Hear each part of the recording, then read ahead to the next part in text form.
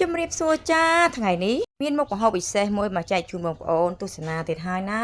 បងប្អូនគាត់បើឃើញចែកធីធ្វើស៊ុបខ្យងស៊ុបគោអីចឹងណាតែថ្ងៃនេះប្លែកបន្តិចហើយគឺស៊ុបគ្រឿងសមុទ្រពេញម្ដងបងប្អូនតាឥឡូវមកមើលវិធីធ្វើទាំងអស់គ្នាណាគ្រឿងទឹកជ្រលក់របស់យើងគឺមាន3ប្រភេទម្ទេសតៅហ៊ូ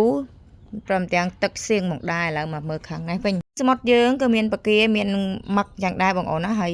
បន្លែរបស់យើងក៏មានស្ពៃបូកគោស្ពៃក្តោបបន្តិចទៅស្ពៃតឿបន្តិចទៅមាន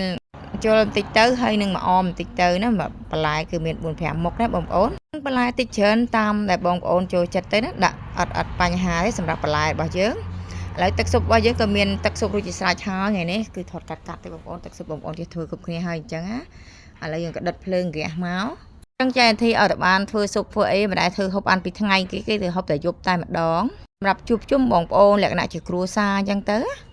យើងក៏ដុតភ្លើងមកមើលខាងនេះវិញបងប្អូនគឺយើងមកលាងរួចជាស្រេចហើយក៏ដាក់លឹកឬក៏បំពងដាក់ក្នុងនឹងដែរហើយមានតាំងហ៊ុនមានមីយ៉ាងដែរបងប្អូនណាគឺដាក់បន្ទាប់មកក៏មានទឹកដោះគោស្រស់ទឹកដោះគោឆៅគឺមួយកំប៉ុងពងមាន់ក៏បានពងទាក៏បានចំនួន1គ្រាប់ឬក៏2គ្រាប់តាមចំណង់ចំណូលបងប្អូនណាសម្រាប់រហូតទឹកគឺជាតិឆ្ងាញ់តែម្ដងសម្រាប់យើងដាក់ពងមាន់ពងទាទៅណាពងទាមាន់ណារងបាន2យ៉ាងដែរបន្លែដែលខ្ញុំបង្ហាញបងប្អូននេះគឺតម្រូវកើមួយកូនឆ្នាំងពេញនឹងតែម្ដងបងប្អូនដូចបងប្អូនឃើញក្បាលវីដេអូអញ្ចឹងគឺតំណងមែនតែនពេលដែលយើងធ្វើរួចស្រេចហើយបាយទឹកដោះគោនេះយើងបោកជាស្រេចអញ្ចឹងមកគ្រាន់តែទឹករបស់យើងពុះយើងអាចនឹងចាក់ចូលឆ្នាំងបានហើយអញ្ចឹងអត់មានបញ្ហាទេណាស៊ុបនេះដែរបងប្អូនប្រើទឹកស៊ុបមាន់ក៏បានទឹកស៊ុបគោក៏បានទឹកស៊ុបជ្រូកក៏បានអត់បញ្ហាទេណា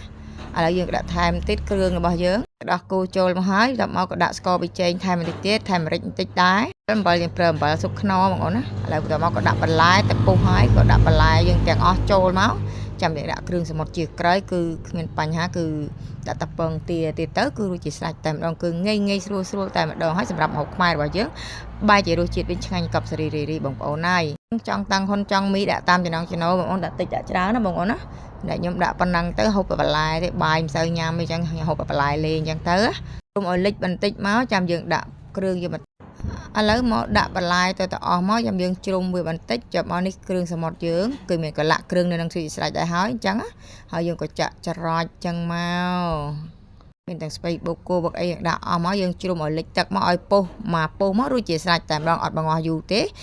បង្ងាស់យូរពេកធ្វើឲ្យបន្លែយើងរលួយអត់ឆ្ងាញ់ទេអញ្ចឹងណាចាំមកពុះមកល្មមបានហើយអញ្ចឹងគឺឆ្ងាញ់តែម្ដងឥឡូវទំនងបដាឲ្យបងប្អូនចេញធីចូលសម្លេងលៀបទឹកមាត់បដាឲ្យបងប្អូនគឺរសជាតិមិនអាចមកភ្លេចបានគឺឆ្ងាញ់កប់សេរីតែម្ដងសម្រាប់ទឹកស៊ុបរបស់យើងជាពិសេសហ្មងហត់ទៅចិត្តបែកញើសខ្ចាយតែម្ដងបងប្អូនពងតែហេវហូបទៅដឹងថាមានកម្លាំងព្រឹសតែម្ដងហើយ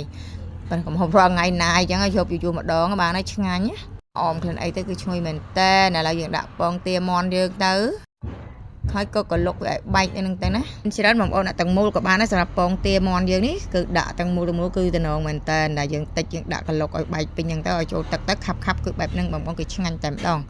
ឥឡូវស៊ុបរបស់យើងក៏កលុកបានប៉ុណ្ណេះហើយគឺតំណងហើយគឺឆ្អិនហើយគឺយើងអាចពលត់ភ្លើងអាចភ្លក់បានហើយណាបងប្អូនរសជាតិថែមថយតាមក្រោយសាបចង់ប្រៃចង់ជូរចង់ហឹរថែមថយតាមហ្នឹងទៅណាបងអូនតំណែងចែកទីប៉ុណ្ណេះយកទៅញ៉ាំតែម្ដងអត់មានថែមអីទៀតទេព្រោះគ្រឿងនេះគឺមានស្រាប់នឹងរសជាតិស្រេចទៅហើយអញ្ចឹងណាតើឥឡូវបងប្អូនដល់ម៉ោងស្រក់ទឹកមាត់ទៀតហើយគ្រាន់តែឃើញបងប្អូនណាអញ្ចឹងបងប្អូនថ្មីតាមដានមួយផងណា